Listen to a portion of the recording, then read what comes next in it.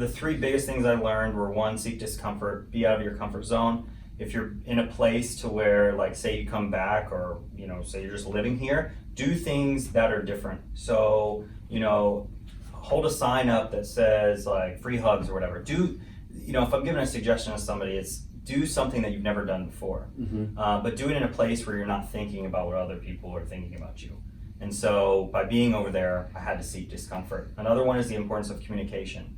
So we talked about asking for the sale, asking questions, really having communication be a big part of your life. Right. If you're going to a networking event, you know, actually having good conversations, not just thinking of talking to every single person, having like meaningful conversations. You know, sit in the front of class if you're in school, do something where you can get in front of as many people as possible. And another one is the importance of self-love, finding a way to work on yourself, work in a way that you are improving yourself every single day. We're gonna get hit with, you know, distractions. We're gonna get hit with external forces in our life, but it's really coming back to who you are, appreciating who you are. Also, putting yourself in a place where you know you deserve certain things. You know, most people are very much of givers, and some people are very much of takers, right? Sometimes if you give, your cup is gonna be empty. So you need to find a place where you can fill your cup up.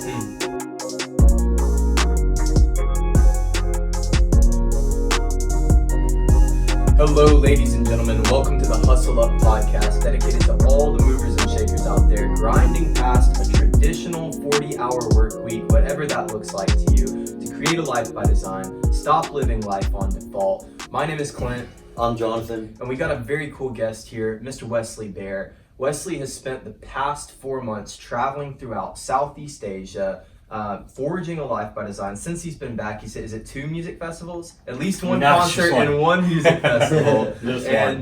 And over the last, 6 months to a year, you've grown your personal brand and your Instagram from a few thousand followers to over 30,000 followers now. And so we think you've got an interesting story. I want to start back at the beginning. Hessing may start off with the questions, but we think the world should hear about it. Yeah, no, I appreciate it. So the last 6 months have been really crazy for my life. I was in a 9-to-5 job. I was making a lot of money. I was driving a nice car, but I was miserable. And I was super stressed. I came to the point where I was on anxiety medication. My doctor was like, you need to quit this job. Oh my God. And it was tough because I wanted to help my family. I also wanted to travel. I wanted to do different things. And the only thing holding me back was the fear that I wasn't going to succeed in something else. And so it was probably in August, right around the August timeframe, I said, okay, this is my time. I'm going to do it. And around that time, I got reached out to on Instagram by a casting producer for this show here in Atlanta. It was a dating show. And I said, man, maybe this is like my end for me leaving. How did they find you? Instagram. So at the time I had probably 10,000 followers. Yeah. And I asked them, I said, how did you find me? And she said, I saw one of your pictures and I had tagged Atlantic Station in. Let's go. So it was like, it was all so from hashtags. So I tell people like hashtags, they can change everything. Yeah. Even though, you know, some of them might not, but she literally said it was from a hashtag. And I was like, that's awesome. This one was Atlantic Station. It was Atlantic Station because I just gotten done with a photo shoot with a friend. Yeah. And so we just gotten done with that. We're posting pictures, and I thought it was a scam at first. I was like, me? Like, really? Are you Catfish. sure? Yeah, and it wasn't. And so I got the word the last week of September. Basically, I went through the whole process, which can't say much about, but I went through the whole Skype interviews and talking to producers and talking to different people in the industry where they were like, okay, are we comfortable with this guy? And the last week of September was actually on my birthday, September 27th, I got the call saying, hey, you're in. And so I told my job, and my job wasn't cool with it, which I didn't understand. You know, working for a company for 4 years, they were thinking more of the terms of, you know, this is more important. Mm-hmm. Rather than this could change my life in several ways. Very traditional mindset. Yeah, and I also think because no one in that office ever had that opportunity, they didn't know how to handle it. Right. And upper management said, Wesley, you go do this, but you might not have your accounts when you get back. I was like, you know what? I'm okay with that. Later. And I did the show, met a girl from the show, did it for about 3 weeks. Even that was a little crazy. We had no phone for 3 weeks. We had no TV, no radio, no nothing. We did not know what was going on in the world. Wow. And right at that time, there was a huge storm and hurricane in South Carolina. And it was like right during that week, and none of us knew about it. And so we got done the 3rd week of October, and the day after, it was on a Monday, I walked in and quit my job. And it was hard. Anyone that's listening to this, like, if you're in a place to where you're making a lot of money, it's not going to be easy. If you have a family, if you have a girlfriend, you're gonna tell yourself, no, I should keep staying here. But if you're miserable and you're getting 4 hours of sleep, and you've seen your success in the 4 years, what makes it that you can't just do that, if not more? So let's run it back real quick before you continue, right? Yeah. So you said that you were miserable, and that's at the beginning. You said you were miserable with your job and you wanted an out. Yeah. How did you know you were miserable? Like, at what point were you like, I am miserable being here? Like, are you waking up every day like, I hate my life, I don't want to go to You work? dread going to work. When you're at work, are you Yeah. not being mentally present? It Yeah. sounds like you were successful while you're at work. Yeah. The people were great. Yeah. My coworkers, my friends, we were all in this together. We were all stressed. What made it really hard was my phone was like a ticking time bomb. Yeah. It never stopped ringing. Being in logistics, your customers are calling you all the time. You're dealing with truckloads at 1 and 2 in the morning, 3 in the morning. That's what made it bad. If the job itself was all just in office, it would have been okay. But you're never actually clocking out. Yep. Yeah. And so I was working 80 to 90 hours a week. Wow. For how many years? That was probably for three of the 4 years. Okay. What made me stay there was the money. Getting promoted and having my car paid for, those kind of things. I was like, okay, I can travel. Brings me back to this idea that most employers will pay their employees just enough not to quit. Yep. Just right on that precipice.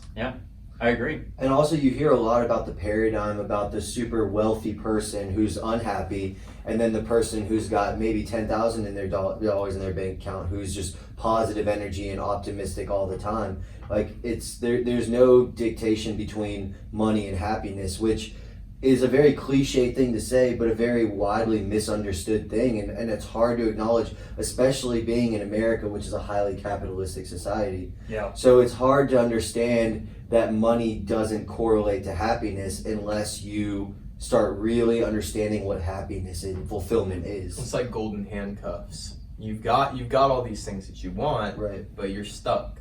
Mm.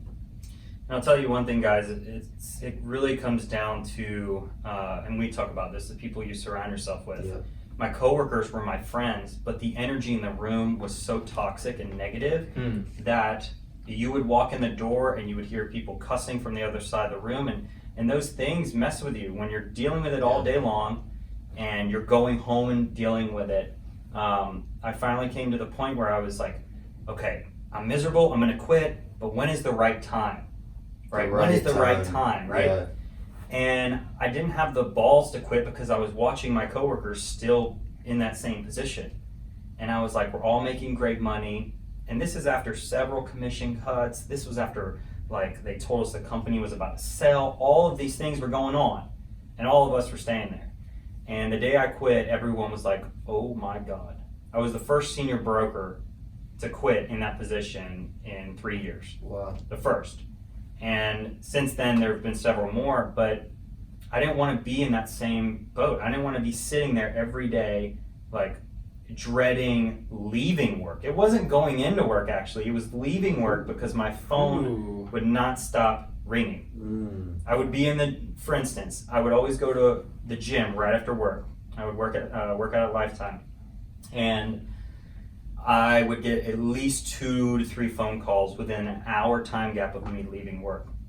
And most of them were okay, but some of them were, you got to fix this right now. Do you answer in the gym or do you walk out of the gym?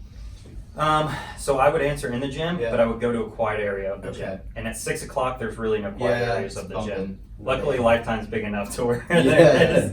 But that's what made it tough. It's like I could never concentrate on myself.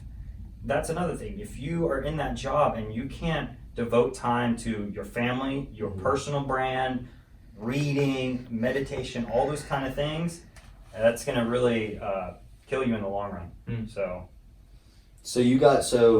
all right, so you're on the precipice of quitting your job because you're miserable. Like you've identified as miserable. Yeah. Not only have you identified, you're ready to take action on it, but you're still caught in that fake problem of the right time. Yeah. So then this girl hits you up from nowhere from tagging a location on or did you hashtag? It was a hashtag. It was a hashtag on Instagram. She hits you up. She says, "Come do this show." You get picked for the show.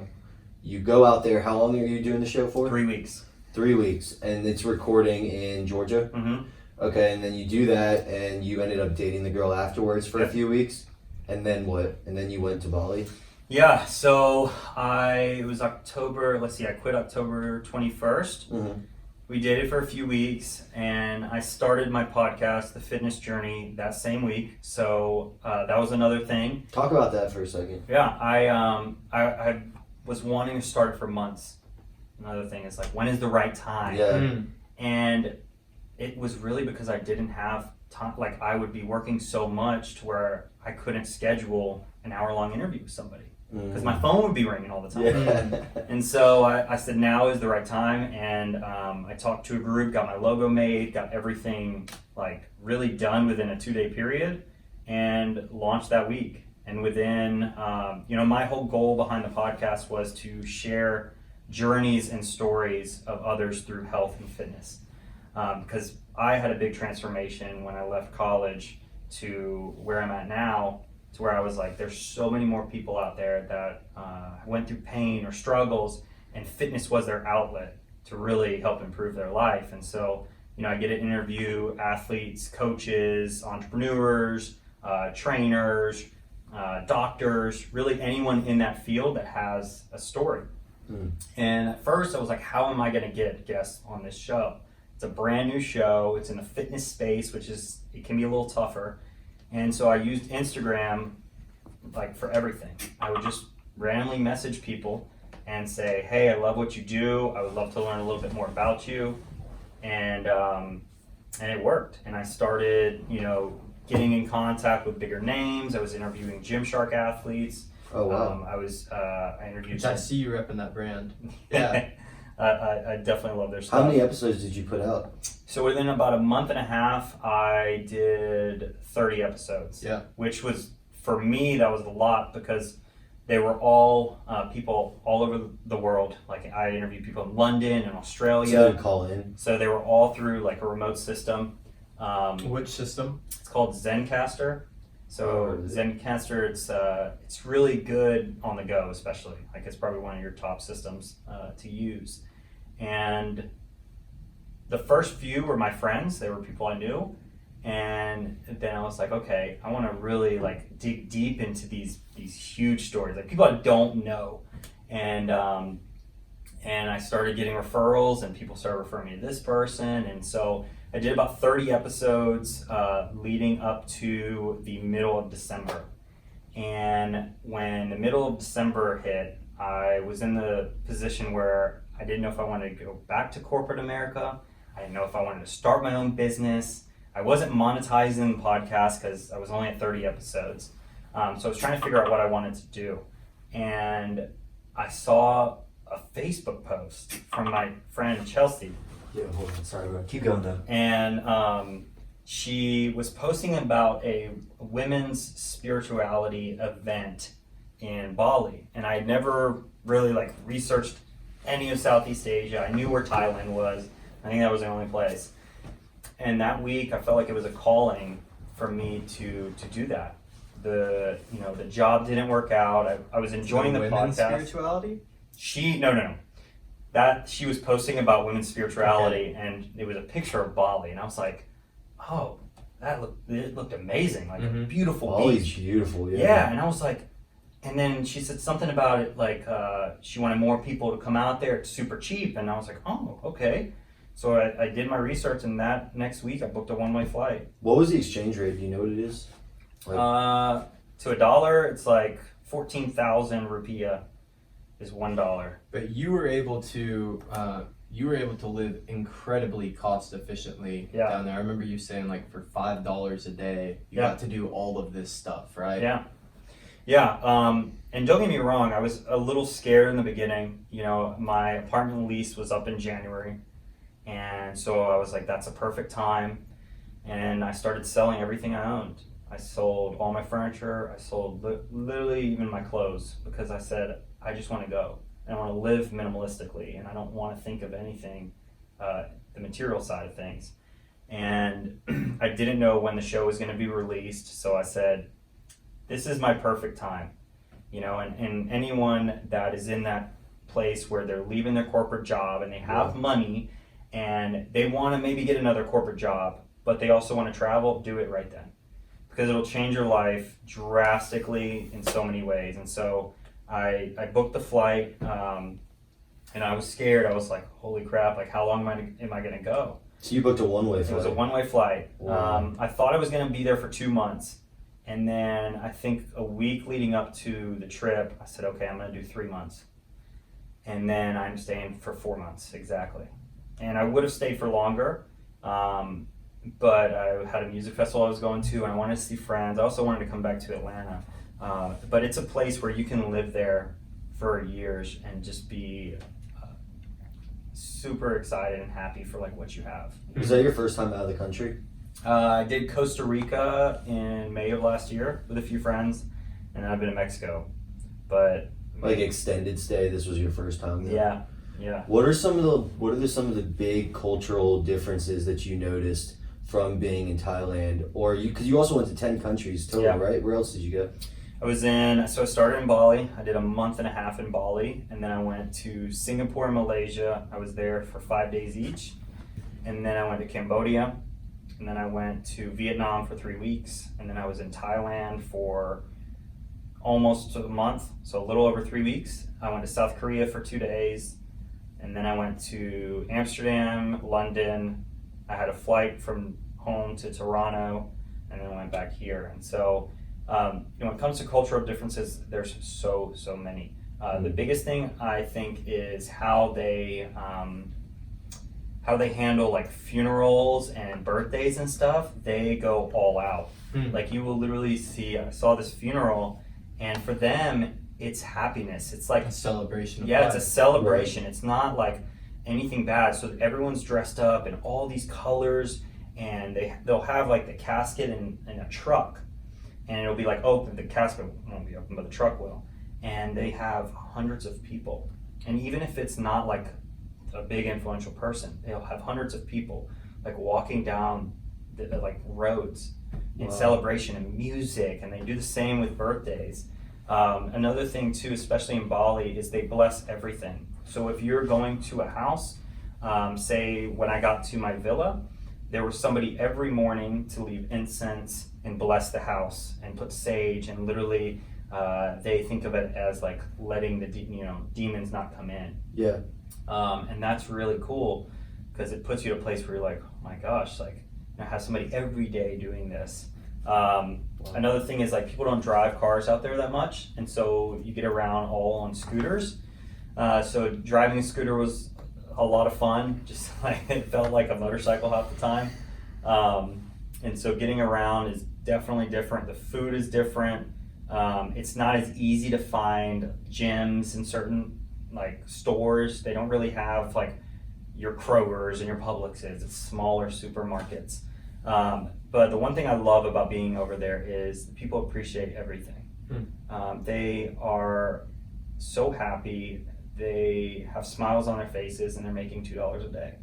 And so seeing that every single day, it makes you be like, man, I really have it good. And they work so hard. Like we had, or the villa we were at, we had a pool guy, a gardener, and a cook. And that was the first 2 weeks I was in Bali. And I talked to one of the girls, and I said, like, what is like, how much money do people make out here? and she said most people will make like $200 for a full month. And they're working like 7 hours, say in like helping with housework and stuff, and then they're doing stuff at nighttime. They're selling food at night in the local market. So they're working. Everybody has a hustle. Yeah. And so you see it and you're like, man, what if we could implement that so much more? There's no such thing as the 9 to 5 out there. It's, what do I need to do to make sure my family has food on the table? Like, what do I need to do to make sure that I can enjoy my Saturday? Because they don't really work too much on the weekends. So it's a day of like prayer, and some of them fast a lot. So it depends the country you're in. I think being in Indonesia was the biggest cultural difference. How so? Because that's of like, they have the incense, they have the parades for like funerals and stuff. Not all the other countries do that. Mm-hmm. And I think the locals there treat life differently than I was in Singapore. Singapore being a big Singapore is a country. very wealthy country. Yeah. Yeah. Yeah, and it's expensive. I mean, it's crazy that it's in Southeast Asia. You're like, I remember leaving Bali and going to Singapore, and say I got fish and chips in Bali, it would be $3, $4. It was $18 in Singapore. Wow. Yeah, and so it's the most expensive place in Southeast Asia to live, to eat, to do really whatever. But yeah, I would say those. I mean, there's several more that you're just like, oh my gosh, this is crazy. But you know, getting back into life now, being here in Atlanta, it's so different. It's so different in the way of like how you spend your time, even like what you eat. You know, they don't eat like how we do here. Everything's clean over there. Everything is clean. A lot of rice with even breakfast is. They eat meat and rice, so like what they're eating is different. So yeah, I'm fascinated by Eastern philosophy and Eastern culture, Yeah. because it's so emotionally detached. It's so Yeah. meditative. You know, meditation, yoga, Buddhism, Hinduism, it all comes from over there, and these are some of the, you know, longest existing forms of philosophy or Yeah. spirituality. So did you learn a lot about that, whether it be Eastern cultural things or Eastern philosophical things? I learned a little. It was crazy. So I actually have this band on my arm, and you can see it's almost going off. But I was super interested in like how they do their blessings and how they go to the temples and they actually pray. Mm-hmm. And so I was with a group of people for most of the time, and none of them had actually like went in a temple for prayer. And so I was at this one place, and I asked them, I said, is there any way I can pray? Like, you know, I just want to experience this. And so they put a robe over me, and they had a girl like lead me to this temple, and it was just like a bunch of prayers, like different hand movements, and you were sitting there, you were like, I could feel it. I was like, oh my gosh. And it was a lot of like flowers. You would put like a flower in your ear, and then you'd put one down. It's very different in how we do it here, but they only will do it for like 5 or 10 minutes. So it's not too long. You know, it's not like, you know, in church, you're in there for say an hour. These people are in there sometimes only 5 or 10 minutes. You're moving them through. Yeah, and so I got to do that. And then I got blessed by a monk, which was super cool. That's where this band is from. What was that like? So I walked into this temple, and I was the only person in there, and I saw him, and he had this like, it's like a whip, and puts water, whatever it is, and hits your face with it. And so I walked in there, I got on my knees, and I closed my eyes, and he starts saying these different words, and he starts hitting you with water right in your face. Do you know what they meant? No. Yeah. No. And it's something I probably should have looked up, afterwards, because it's like it was a cool experience. It was an experience. Yeah, like I really didn't see many people do that. And then he gave me a little band, and it's still on me, like it's almost gone. But do you know what it's supposed to represent? It's like a blessing. It's like him blessing you, basically. Okay. So it's like tying everything together. How did you how did you find these experiences? Were you looking these up on Google or Yeah. travel guides, or were people at your villa or other people along your journey saying, hey, you gotta check this out? Yeah. Did you meet a lot of other travelers along the way? How Yeah. did you communicate? Yeah. So when I was in Bali, I met a guy when I was in actually South Korea that was from Atlanta. And so once I left my villa after 2.5 weeks, me and him ended up staying together, getting a hotel, and we basically just started experiencing things together, like traveling around, like going to different waterfalls and whatnot. But for me, I am a big planner. So when you do those travels, people will suggest live like every day, like, you know, in that day, don't focus on like, Be spontaneous. yeah, but for me, I work best when I plan, because I don't want to be stressed to be like, oh, how much is this flight? I'm buying it the day before. And so I think if you are on a budget and you're trying to save money, pre-plan some of your stuff. Yeah. So I got a lot of it from YouTube. There's a guy named Christian LeBlanc. He's a big Bali influencer. He travels all over the world. And so I kind of got ideas from that. But what's crazy is I spent days and days writing out all these different places to go, all of these things to do, mapping out what I was going to do, and almost none of it was the exact thing. Because once I got there, after Bali and Singapore, that's when I started really meeting people. Met a few people in Cambodia that we ended up traveling together with in Vietnam. I met some people in Vietnam that we went with to Thailand. I was with a group of 3 people for 10 days traveling to different islands in Thailand. And so I would highly suggest, if anyone's doing a travel like this, is to meet as many people as possible, especially if you're alone. It'll save you money to be with others. You don't want to be traveling for 4 months and just be alone the whole time. So staying in hostels will lead to that too. So if you stay in hostels instead of hotels, it's a great way to meet people. It's also the least expensive option for you as well for housing. So you did a lot of pre-planning. What about the language barrier when you were there? How did you navigate translation? And did you have internet for Google Translate in a weird situation?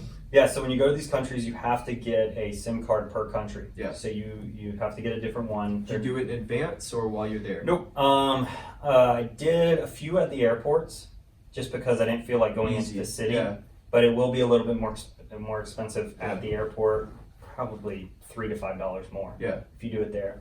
I use Google Translate. In Bali, it's not that tough. So when you're in Bali, most of the people are realizing how many tourists are coming in, and you know, your smaller restaurants, your older locals, they might not understand you as much. But when you get to Vietnam, that's when it got tough for me. That's when I was in restaurants saying the same thing 5 times and I was getting frustrated. And then I had to sit back and say, Wesley, now how do you feel? Like, how does it feel for some people coming to our country and they can't understand us? You know, like it's, or we're saying, why don't you know our language? Yeah. And it's the same. And so Vietnam was the toughest country for me to go to. There's not a lot of Americans there. They don't speak good English there, and the food is probably the unhealthiest out of all the countries I've been. Wow. So Vietnam was tough, and I was there for 3 weeks. It's beautiful, but it was hard. It was hard for me to be, and I was alone for half of that. So what do you do while you're over there? So every morning I would have my own morning routine. Some of them would change depending on where I was. I would meditate in my hostel bed. So every morning I would do meditation. What does that look like for you? So for me, meditation was a game changer when I got to Cambodia. I wasn't doing it much in Bali. I was doing it on and off. And I kept using the excuse of I'm staying in a hostel, like I don't want to be doing it in this hostel bed and there's other people right next to me. It was just an excuse. I think if you want to meditate, you can really do it wherever. Yeah. For me, it's a way to be in complete silence, to silence myself from everything external. Yes, thoughts will come into my head, but to use meditation as a practice of gratitude, to learn more about myself, to actually picture myself out of my body. What do you say to the person who says they're too busy to meditate or that they can't slow down their mind enough to do it? Especially if they're in a job like you were in. Yeah. I think everyone can figure out a way to meditate. Everyone can find a place where they can slow themselves down. It's committing the time to do it. I've met friends that'll meditate for 2 days and then they give it up. But you have to do it knowing that you're wanting to get the benefits out of it. It's almost like going to the gym. Yeah. You have to have, it has to be consistent. Right. And still to this day, like, I use an app, I use Calm, I love it. I've been using that for a few months now. And, some people do meditation with no music, no nothing. For me, it works better in the guided states. Yeah, So, I like guided meditation as well. I've been using that, and it's like $60 for a year, so it's not too expensive. But yeah, so I would start out my morning routines, and eating was all over the place because some hostels would provide breakfast, so you could get breakfast there. Some of the places you were at, nothing was open until 8:30, and so I got up normally 6 a.m. every day. I don't know how, my mind every day was waking up, even out there, at 6 a.m. every day. And depending on where I was at, I'd go to the beach, I would sit by the beach, I would listen to Christian music, or I would read my Bible, or I would read. I read about five books while I was out there. Which ones? I read The Monk That Sold His Ferrari. I read Think and Grow Rich again. I read, is it the Magic Key? What is it? Magic Key System. Yeah, I read that one for the first time and I was amazed. I had so many notes from that book. Master Key. Master Key, that's what it is, Master Key.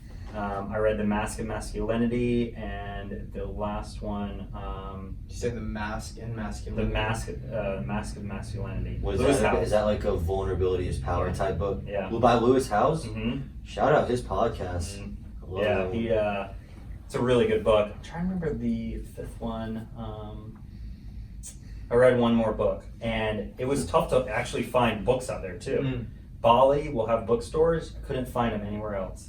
Really? Yeah, so I bought most of my books right in the beginning. Bali's relatively well developed. It right? is. Yeah. It is. Like, they have malls, they have a ton of restaurants. Everything is like now becoming more touristy. Yeah. Where it's starting to get a little annoying for the locals.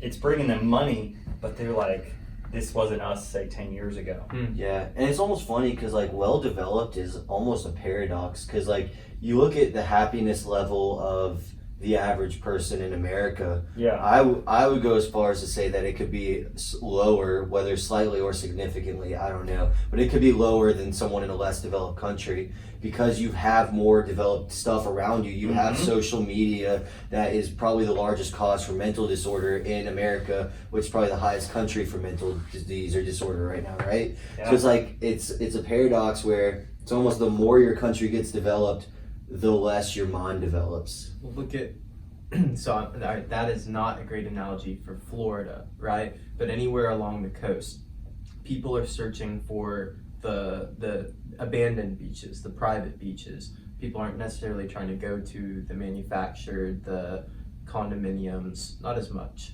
Yeah, and it's just like it's preference, right? So it's not one shoe fits or one size fits all for that. Yeah. But it's just definitely something I've noticed, and especially based off what you were talking, and just Eastern philosophy as a whole is very detached. And most Eastern languages don't even have the word that. It's only this. That is a word that we've created to display externalized things, right? So it's not this, it's that. And it's all about like external and ego on the West hemisphere, whereas the Eastern is completely different in that regard. So it's just funny, and I've always thought about that, is like the more developed something gets, the less developed the more developed something externally perceivably gets, the less developed the foundation internally becomes. Yeah. And that was a challenge for me out there. I was living out of 2 backpacks, and being here, right before I left, I was spending money, and I bought a car, and I was like, what am I gonna do? I'm not gonna be shopping out there. And so it really made me appreciate like not worrying about anything external. Right. How many outfits did you carry? So I actually packed more than the average person. Okay. So a lot of the YouTube videos will say, even for 4 months, they'll say, if you're a guy, bring 6 shirts, 6 pairs of underwear, 3 pairs of shorts, a bathing suit, a pair of jeans, a pair of sweatpants, and like a bunch of random stuff. Well, before I left, I was gonna put it in a suitcase. I was like, wait, I can't do that. Everyone was like, don't bring a suitcase to Southeast Asia, because if you're on a scooter, I mean, you can't put that anywhere. And so I remember buying an Osprey backpack. It was a 46 liter, and then I had a smaller North Face. And my mom was like, you pack like a girl, Wesley. And I was like, I know. I went to Costa Rica and brought this humongous suitcase for 5 days. And I ended up bringing about 9 pairs of underwear, 3 pairs of gym shorts, 3 pairs of shorts, a pair of jeans, a pair of sweatpants, 2 books, and like 9 shirts. So like probably about 9 of everything besides some of the other stuff. I brought my camera, brought my laptop. Toothpaste, toothbrush. Yep. Yeah. You brought your I laptop? brought my laptop, brought Because my you're camera. to do the podcast? Yep. And so it came out to about like 35 pounds. I had about 35 to 40 pounds of stuff with me. And when I first got there, I was like, oh my gosh, it's so hot out here. Like, I'm going to be going through clothes like this. Good thing is, though, there's so many places right around the corner that'll do your laundry for $1. Yeah. And so, you might see my pictures and I'm wearing similar shirts, but they're being washed every week. Yeah. That's awesome. Yeah. What about writing? Did you write while you were out there? You had your laptop? Yeah. So I journaled a pretty good bit. Didn't do it consistently every day. The one thing I did do consistent every day was I had 3 pieces of gratitude. So I wrote down 3 things I'm grateful for every morning. I wrote down a Bible verse, so like a verse of the day, a quote of the day, and then something that I want to improve. When I got out there, I realized the areas of my life that were really weak. Money was one of them, relationships, my spirituality, my focus. And so I tried to get around those 4 areas and improve them. And being out there made me realize like even more, because when I'm here, I have external things around me. I have family, I got friends, and I'm not going to be in complete silence sitting there all the time saying, man, Wesley, like when I was out there, now I realize it. Now I realize like you're spending way too much money. Yeah. You're living in a materialistic world. You're not grateful for enough. Well, you talked about that slightly before we started the podcast, was in your last year of working before you took this sabbatical, essentially, was that you were living in a place by yourself for the first time. Your bills were, what'd you say, somewhere around $4,000 a month? $4,000 a month. Right, so it's like you went, first off, the hardest thing for someone to do is deal with themselves. Yeah. Especially when you're just getting into mindset and spirituality, or maybe you're not aware of those things yet. That's part of what leads to being miserable, is not being able to deal with yourself. And that's where your small short-term stimulants come into, whether it be social media or whether it be spending habits, right? Whatever it is. So it's interesting to hear that this shift happened because you're living by yourself in America, spending $4,000 a month on bills by yourself though, and you're miserable. But then you take this leap of faith across the world and you're still by yourself for the majority of the trip, but all the external noise is gone. You don't have these 4,000 in mandatory bills. You don't have, well, you brought your phone and your computer, but I imagine you were not on it the whole time. I don't know. Like a digital nomad type deal, right? Exactly, right. Yeah. No, it's true. So when I went out there, I still had a few bills back home. I had sold mostly everything I'd owned. I moved out of my apartment, cut a few bills back, realized I didn't need them. And put it on auto pay? No, yeah, most of my stuff. Anything you had going over here? All I had, I think, was my car payment, my insurance, my phone bill. Did you come home to your car? Yep. Yeah. Yep. And even that, like, I don't need that car. I could go, like, I bought a new car, and that's like 3 years ago, but I'm like, man, I really don't need it. And at the time, it was so important for me to get it. It was the shiny object syndrome. I wanted to look cool. I wanted to get the girls. My company was saying, here's $500 a month. So I was like, okay, now I can get a Mercedes. I won't do that ever again because it's just not important to me. The relationships I built out there really changed my life. And small stories, small areas where I was like, man, this is so crazy that I get to experience it. Like even waking up next to a beach, or seeing like the trees super green, like those kind of things, man. It's like we're sitting here in the US and there's people talking bad about others, judging others, harming others. Instead, we should be using love as the main point of how we interact, and how we care about people, and how we can help change their life. So what does love mean to you? Love means not only loving other people, it means loving myself, finding a way to fall in love with myself, caring about myself, going the extra mile to do whatever it is for someone else, not wanting anything in return, not needing anything in return. Love can be something in a relationship that is, you can't live without that person. You're just completely in love with who they are, what they represent. Doesn't matter what they look like. Growing up with a single mother taught me a lot about responsibility. It made me realize how women need to be treated. And she loved me so much that I had so much appreciation for her when I was gone. Like, I mentioned it on the show in one of the scenes. They said, who is the biggest part of your life? And I said my mom, because without her I wouldn't be here. But she would love me in my darkest of moments. She would be there for me. And so that's another thing, is being vulnerable. Even as men, telling your guy friend, hey man, I love you. Like I care about you. I'm here for you. Friends that I love them. In any moment. Right. So yeah, that's what I'd say. Go ahead. I wanna hit on this mindset shift. Yeah. You get home and the things that mattered to you as much before, they don't matter to you so much anymore. You get home and the bills and some of that external noise are gone, but obviously there is going to be some return to a more structured American life, right? What does the future look like for you, for Wesley? Yeah, so for me, what I want to do is raise awareness for mental health. I want to raise awareness for the importance of falling in love with who you are, representing yourself, really digging deep into inner growth, being out there and being in silence and meditating and being around others, and even challenging myself. The first week I was in Bali, I got lost for 4 hours. Did not know where I was going. I was completely lost, no phone. My phone died, all of that. And so, I want to share stories of how I used those moments to transform where I'm at right now. I still want to talk about my traveling journey. I would love to help others in, pursuit of quitting their job, or not even just quitting their job, just stepping out of their comfort zone. Do something you like. Seeking discomfort. I want to continue with the podcast, and that's what I know for now. It's areas that I'm super interested in, and I saw it over there way different than here. Your locals out there, they love who they are.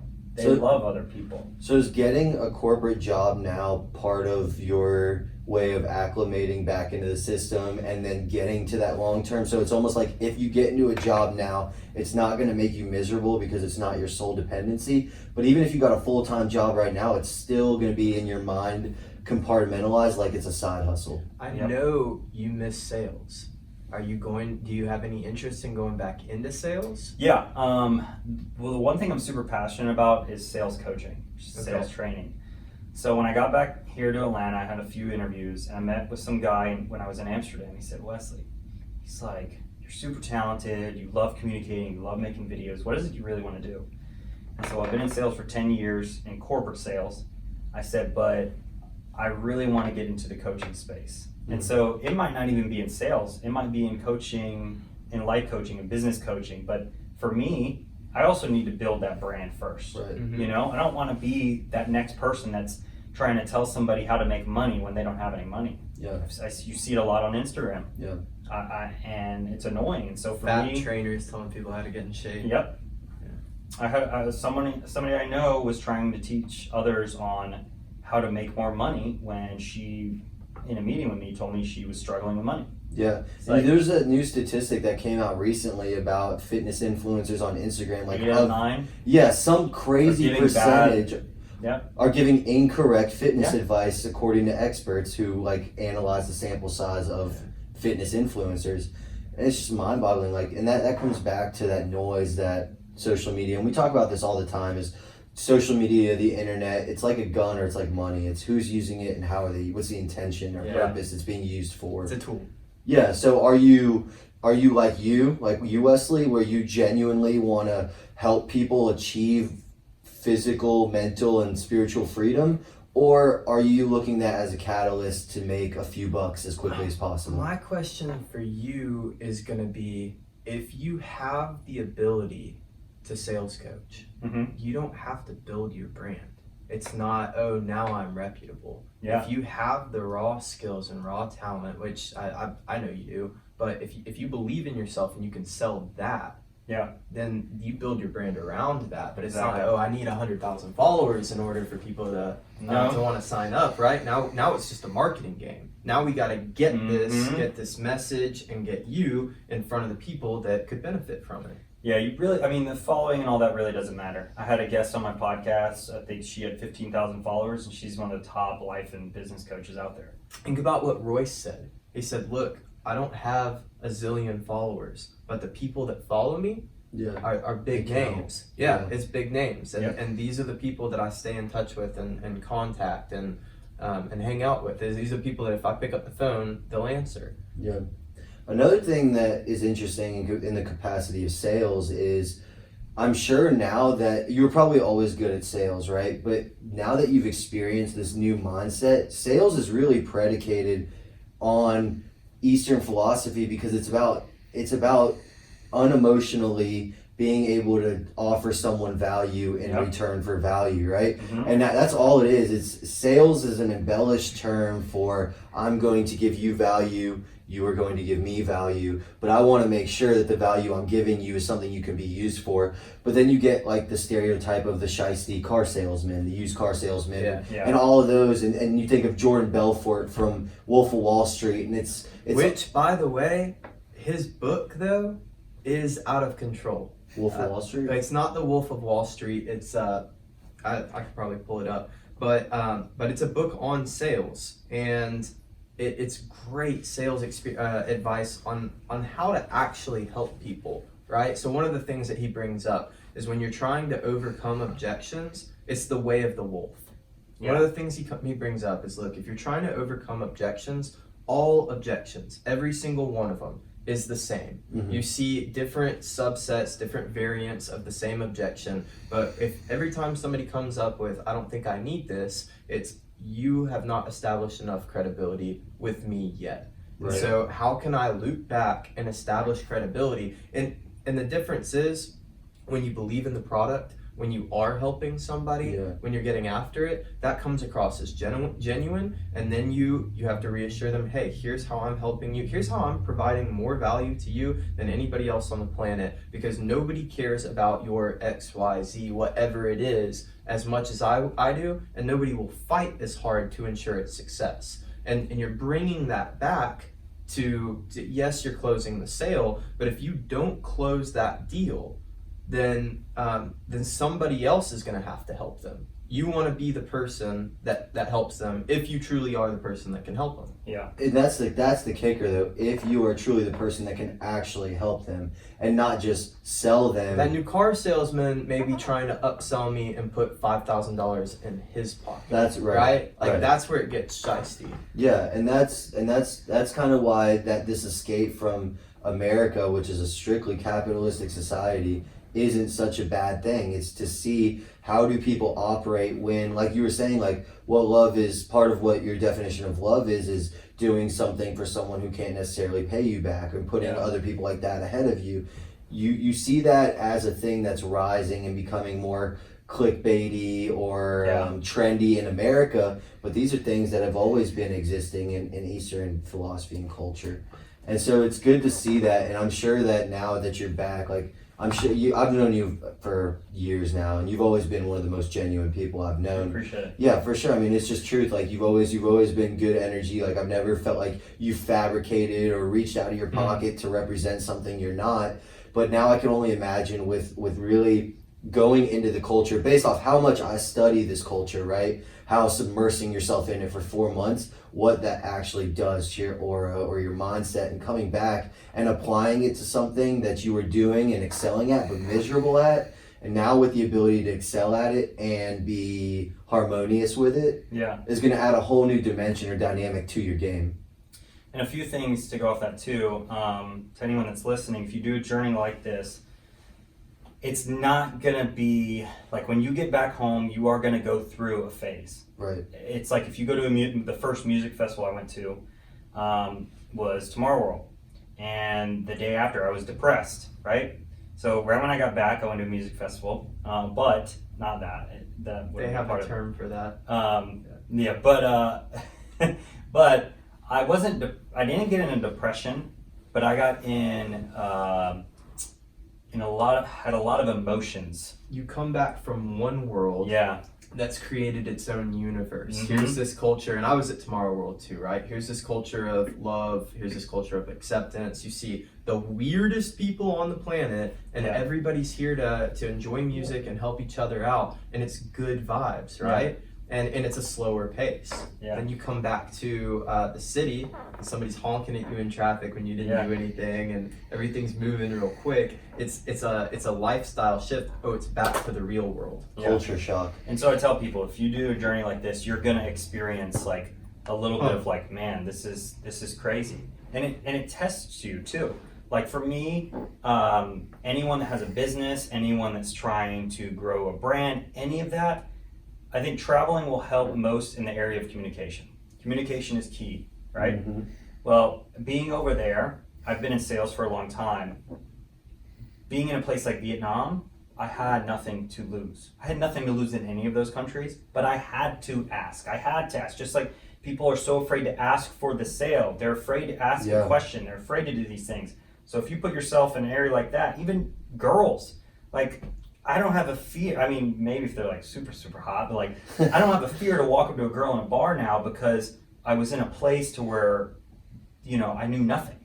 And so. And even the meeting of new strangers. Yeah. Right? Puts you in a situation where you've got to go and if it's not just asking for help, you don't want to be alone in this whole journey. Yeah. How do I go meet somebody new and establish a friendship right off the rip? We haven't had to do that since grade school. Mm-hmm. And one thing we talked about on our first episode was open-mindedness and how questions lead you. So we're in a life where you're essentially led by the questions you ask, not the answers you get. The answers you get are good. They're like batteries to the light, but the questions you ask are what the light is. Mm-hmm. And it really shines that path for you. And I agree wholeheartedly that you're not going to get anywhere if you don't ask questions, which ties back into another thing you were talking about, which is why vulnerability is power, to a degree. And what was the book that you mentioned, The Mask of Masculinity? Mask of Masculinity. I haven't read that yet, but I would definitely love to check that out because I can only imagine, part of my problem that I've identified from back before I started being like hyper aware is that I wouldn't ask things because I would feel embarrassed or I feel like I got this, like I know this, like there's no other way, I know the right way to do it. And then you just got to go through ego shattering experiences where you realize you know this much, you know that you don't know, but you need to know this much, and then you don't know what you don't know about what you don't know this much. And it's just like without asking questions, how do you navigate anywhere in your life?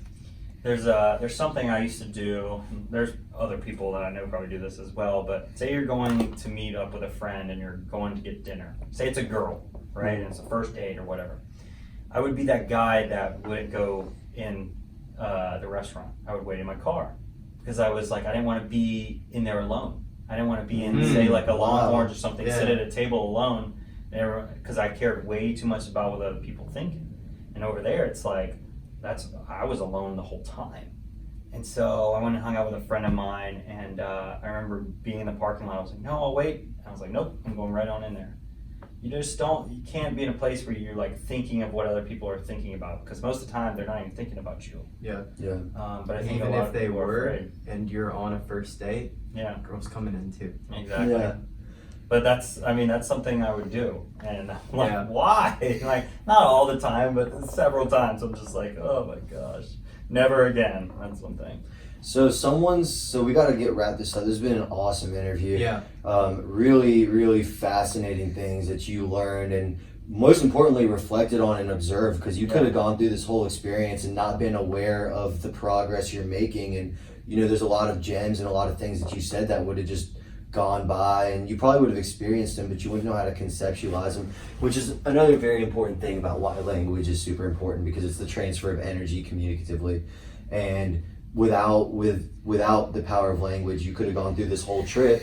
Obviously you wouldn't have done as good on the trip without language, but you wouldn't have been able to convey back some of the messages and some of the profound epiphanies that you had while doing that. So I appreciate you coming on and sharing some of those. And if you could real quickly, like, just say a few of the most condensed things that you learned overall now that you've dealt with the culture shock of being back in America.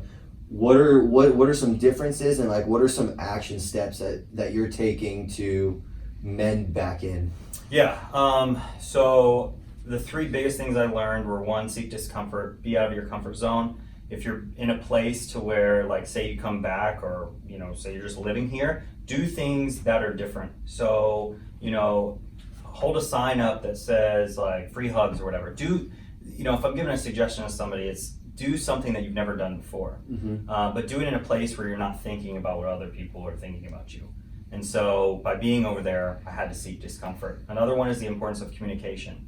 So we talked about asking for the sale, asking questions, really having communication be a big part of your life. Right. If you're going to a networking event, actually having good conversations, not just thinking of talking to every single person, having like meaningful conversations. Sit in the front of class if you're in school, do something where you can get in front of as many people as possible. And another one is the importance of self-love, finding a way to work on yourself, work in a way that you are improving yourself every single day. We're gonna get hit with, distractions. We're gonna get hit with external forces in our life, but it's really coming back to who you are, appreciating who you are, also putting yourself at a place where you deserve certain things. Most people are very much of givers, and some people are very much of takers, right? Sometimes if you give, your cup is gonna be empty. So you need to find a place where you can fill your cup up. So be that person to where you can give, but before you can give, you have to help yourself. Talk about the Gary V 51-49 rule a lot. Yeah. And what I'm hearing there is it's not the 80-20 rule, it's not the 99-1 rule.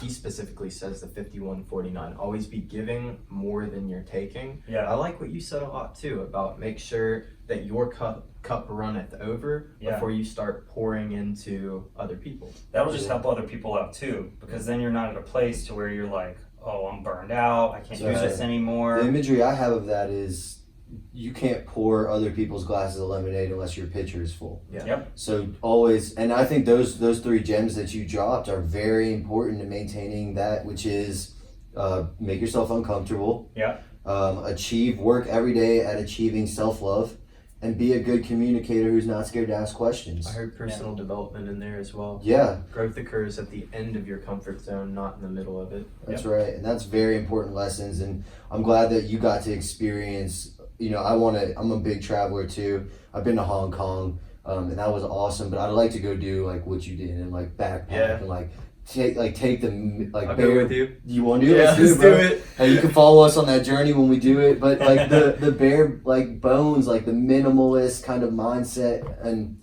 just go out there and make it happen, and come back and adapt to society, and then figure out what our and I'd love to do, after we do that, I'd love to do a follow-up podcast with you and be like, now we're back. Let's talk about it. And maybe we can go on your podcast and do that, since you blessed us by coming on here, which we really appreciate. I appreciate you guys. This is your first podcast you're doing since you've been back in America, right? First one with, I've done one where I had a guest, but first one with, did we get your first story? You did. That's a bet. Yeah. And I appreciate you guys too. Just to be on the podcast, to share my story. It's something to where I hope other people are inspired to not only maybe travel, but do something that they've always wanted to do in their life. If it's, like for me, I always wanted to touch an elephant. So like I was able to do that out there. If you want to go skydiving, do it and sit there and realize like you have one life to live, so you might as well do it now. And if you can't do it right this second, if you have family, if you have kids, maybe do it in a smaller spectrum, you know? Start saving for it, start doing something. Keep the momentum taking going. action steps. Exactly. But don't push it off. I pushed it off. I told myself I wanted to travel. And then it took a point where I said, you know what, that one-way flight holds me accountable. Yep. Holds me accountable because I'm not getting that money back. One thing we discussed yesterday, we did a one and done, and it was the idea that hustle up isn't just about the move and the grind. It's about hustling up to a higher vibrational frequency. Yep. And the key takeaway is in that creating a life by design. If you do it through a side hustle, if you do it through a passion project, if you're launching your own brand or business, like that's what's up. We support Or that. even a new way of thinking. The new way of thinking and the life by design Yep. part is that it looks different for everybody. And the key though is that growth is occurring at the end of the comfort zone. I love how you harped on repeatedly: seek discomfort, push yourself. And you're the epitome of what we're hoping And to do. that's a great point. That I'm glad you said that at the end, is because that is why you are a great example. Is because part of why we started Hustle Up is because there's all these books and videos and podcasts on the mindset part, but few people take the action. And that's why we're called Hustle Up, is because take the action on hustling up to that higher frequency. Yep, that's right. Whether it be take the action on quitting your job or taking the action on practicing meditation, just start doing it. And so you wanted to get somewhere that you want to get out of being miserable, being anxious, being depressed, the low vibrational state. Yeah. You went halfway across the world to do it. So what's the craziest thing you could do? Bam, let's move to Southeast Fuck Asia. outta here. It's Travel the world. 10,000 miles away to be exact. Oh, that's awesome. And you did it, man. That's amazing. Where can people follow you and your podcast? Yeah, so the podcast is the Fitness Journey Podcast. It's on iTunes, Spotify, Soundcloud, all of that. Type in The Fitness Journey. The Fitness Journey. And for social, it's just at Westley Baer. So it's at WESTLEY BAER. So all my social, Facebook, Twitter, Instagram is all on that. I still post travel content. So if like anyone's listening to this and they're wanting to travel and they need advice in Southeast Asia and Europe, I will help as well. And you're also getting into planning meditation and yoga retreats and Yep, different that'll kinds be of on the We're in the rise. early stages there, but definitely send us information as that progresses. I will. We'd love to share it with our audience. If you heard this and want some sales coaching, we got the man right here. Yeah. Y'all know where to follow us up at HSTLUP, www.hstlup.com. We got the video, we got the audio, we got the blogs, we got the love, got the energy. I'm Jonathan. I'm Clint. Always remember, spread the word, subscribe, share, do everything you gotta do. Most importantly, hustle up. Bam.